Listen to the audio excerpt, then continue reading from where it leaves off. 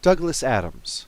On March 11, 1952, Douglas Noel Adams was born in Cambridge, England, without his consent, and emerged into the world of hairless apes without comment. By way of apology, his parents soon moved to East London, where over the years Adams was subjected to the flow of linear time, and despite all efforts to oppose it, grew up. At the age of 9, he was accepted into Brentwood School, Essex, an all-boys school at the time, which has since opened the door to women and also on occasion allowed them to stay and take classes. It was here that Douglas met Frank Helford, who instructed him in English composition. Helford was well known for his strictness and would frequently comment that students wrote wonderfully, but there was always some reason to knock a small amount off of a grade of any paper submitted.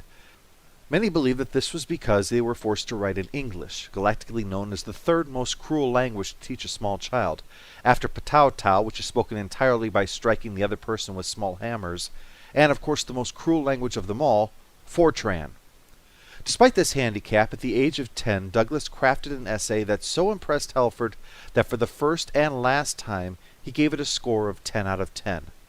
This singular achievement changed Douglas Adams' life, giving him the confidence to continue with writing, and would later on be used as a motivator for himself when writing was difficult, or if a person approached him with a hammer and a great deal to say.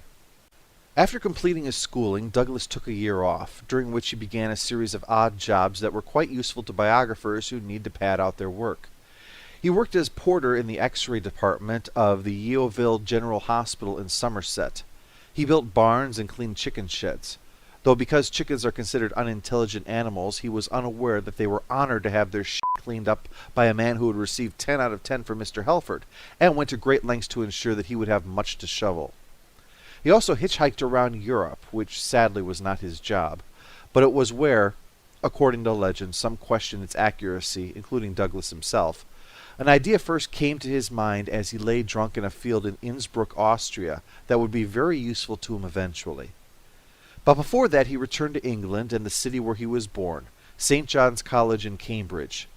During his youth, Douglas had also acquired a love of acting, the art of pretending to be something one is not, a common activity for most hairless apes, although Douglas's ability was hampered by his tendency to laugh during performances, which is usually frowned upon by those who are on the stage rather than off the stage and watching.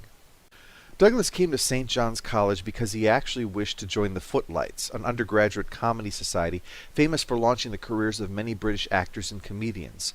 But it was invitation only, so for a time Douglas worked with Will Adams and Martin Smith as a writer-performer until his invitation finally arrived. Eventually all three would not only be members, but on the committee. After getting his degree in English literature, Douglas returned to London to attempt to make it writing for radio and television.